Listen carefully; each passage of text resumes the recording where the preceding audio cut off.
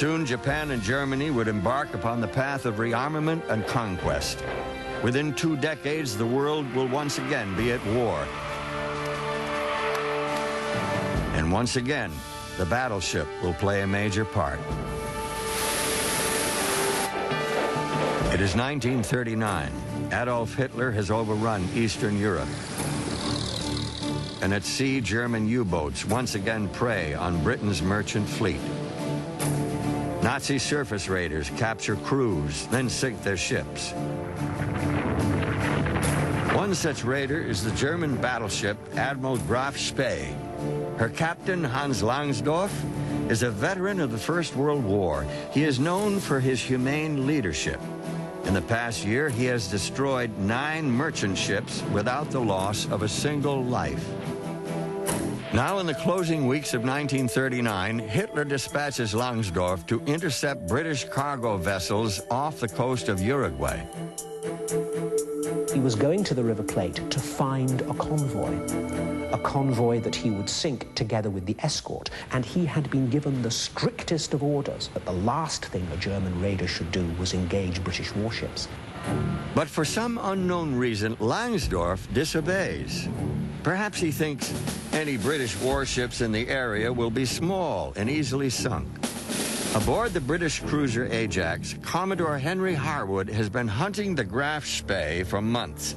Now he guesses exactly where Langsdorff is heading, and with the 2 other cruisers under his command, HMS Exeter and Achilles, he steams to intercept. On the Graf Spee, Langsdorff sights the masts of Exeter, thinks she is alone, and opens fire. The Battle of the River Plate has begun.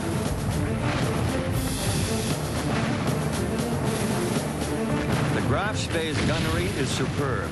Exeter is hit first, then Ajax. Still, Harwood manages to direct the Ajax's guns on the Graf Spee. Exeter fires her torpedoes. The Germans must turn hard to avoid them and thereby leave the field of battle. Langsdorff orders the Graf Spee to the neutral harbor at Montevideo. He pleads for time to make repairs, but the Uruguayan authorities refuse. The ship is badly damaged, and her captain has received 2 head wounds. The Graf Spee must leave in 72 hours. Langsdorff radios Berlin for instructions. At 5:25 on Sunday afternoon, 17 December 1939, this wounded symbol of Hitler's Navy weighs anchor and heads to sea. Outside the harbor, the British warships wait. A huge crowd has assembled to watch the battle to come. But there will be no battle. Just beyond the 3-mile limit, the battleship turns west and anchors. Captain Langsdorff and his officers depart the ship to find safe haven in Buenos Aires. Shortly afterward, explosions racked the Graf Spee.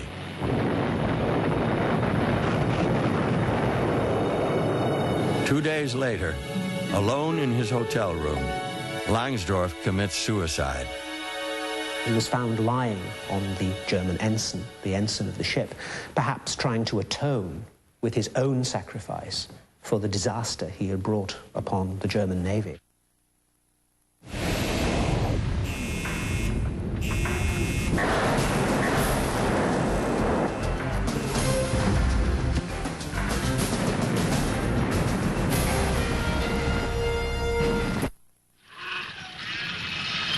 July 1940, in London, Prime Minister Winston Churchill confronts a new crisis. France has fallen to the Nazis. The fate of her navy is yet to be determined. Churchill forbids French ships in British ports to put to sea. He dispatches a powerful squadron of warships to confront what remains of the French force in the Mediterranean at a place called Mers-el-Kébir, Algeria. It is an impressive show of British sea power. Two 35,000-ton battleships, the carrier Ark Royal, and leading the squadron, Britain's ultimate symbol of naval supremacy, the battle cruiser HMS Hood. At 42,000 tons with 8 15-inch guns, The Hood is considered the most powerful warship in the world. At 32 knots, she is also among the fastest. Aboard the Hood, in command of the British strike force, is Vice Admiral James Somerville. He anchors his flotilla at Gibraltar and prepares to send his emissary, Cedric Holland, to reason with the French Admiral, Marcel Gensoul. In a final briefing to his officers aboard the Hood, Somerville is grave. I am ordered to inform the French. They must either bring their ships to British harbors and fight with us, steam with reduced crews through a British port and demilitarize their ships immediately, or scuttle them. Should the French be unwilling, we must then destroy the French ships. For 2 days, Holland travels back and forth between Gensoul and Somerville. The Admiral is immovable. If he accepts any of the British options, he will betray his word to the Germans and France will be punished. And so shortly after noon on July 3, 1940, the Hood trains her guns on the port of Mers-el-Kébir, where 4 French battleships and a collection of auxiliary vessels lie defiantly at anchor. France and England have not fired a shot at each other in 125 years. The British battleships open fire. In just 10 minutes, 3 French battleships and a destroyer are out of commission. Churchill has called it the deadly stroke.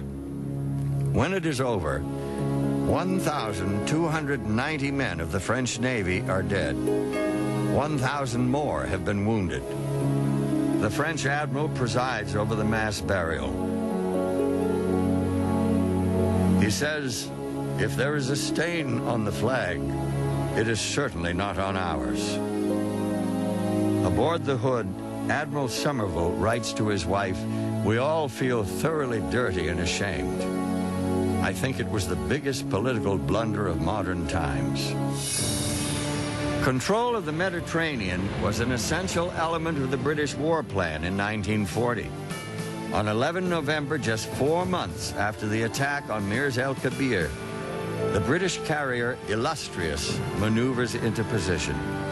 For the first time in naval history, the British will attempt a surprise attack by carrier-based aircraft against an enemy naval base. Their target, the Italian port of Taranto. Their bombs and torpedoes wreak havoc on the ships of Mussolini's fleet.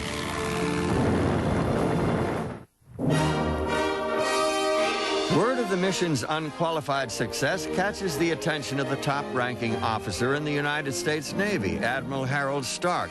He is concerned that what happened to the Italian fleet at Taranto could easily happen to the American fleet secluded in Pearl Harbor. Admiral Stark sounds the alarm, which goes largely unheeded in Washington. But not in Tokyo. On hearing the news from Taranto, the commander-in-chief of Japan's combined fleet, Admiral Yamato, turns to his chief of staff and says, an air attack on Pearl Harbor might be possible now, especially as our air training has turned out so successfully. Spring 1941. The Japanese continue their aggression in Indochina and sign a war pact with Germany. Most of Europe is under the Nazi boot. Hitler is pleased with his new Japanese ally as he presides over the launch of Germany's newest, most formidable weapon, the battleship Bismarck. The ship is referred to as he, in deference both to its namesake, the great Prussian Chancellor, and the masculine warrior tasks for which it was created. On one speed trial in the Baltic, he reaches 30.8 knots. The ship boasts 8 15-inch guns and a sophisticated fire control system. Bismarck's armor consumes 40% of the ship's weight. The battleship is the perfect symbol for the Third Reich. And yet, Bismarck is far too valuable to place in harm's way. Its mission is to hunt enemy merchant ships, as do the other German raiders. On May 19, 1941, Bismarck steams to sea on its maiden voyage. Even